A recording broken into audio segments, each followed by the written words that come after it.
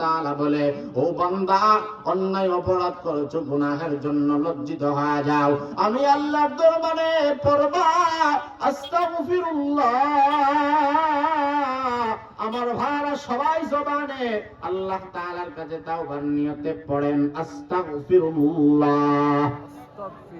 সবাই বলেন নাই মনে হয়, সবাই বলেন আস্তাগফিরুল্লাহ। আল্লাহ তাআলা বলেন, এক নম্বর, কোন বান্দা বান্দি যদি ইস্তিগফার আদায় করে, আমি আল্লাহ ওয়াদা দিলাম বান্দা বান্দিরে জীবনের গুনাহগুলো আমি আল্লাহ তাআলা মাফ করে দিব। সুবহানাল্লাহ বলেন। কেন ইবা মাফ করব না রে বান্দা? কারণ আল্লাহ তাআলা তার একটা গুণ বর্ণনা করেন, একাধিক আয়াতে একই কথা ভিন্নভাবে বলেন। আল্লাহ তাআলা বলেন, ইন্নাহু কানা গফফারা,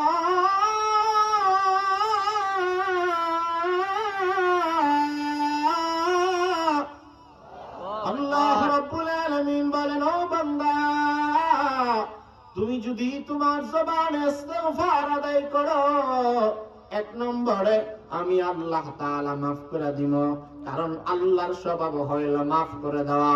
আমাদের অভ্যাস এবং বদ অভ্যাস হইল গুনাহ করা। গুনাহ করা এটা আমাদের জীবনের স্বভাব।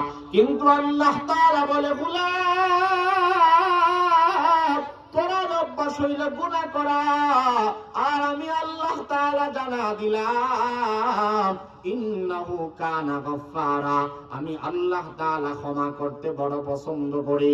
আমার মতো ক্ষমাশীল দয়াময় আর কেউ নাই রে বান্দা। এই জন্য আল্লাহ তাআলা বলে, বান্দা তওবা করো, আমার দরবারে ইস্তিগফার করো। এমন কোন নবী আল্লাহ তাআলা পাঠায় নাই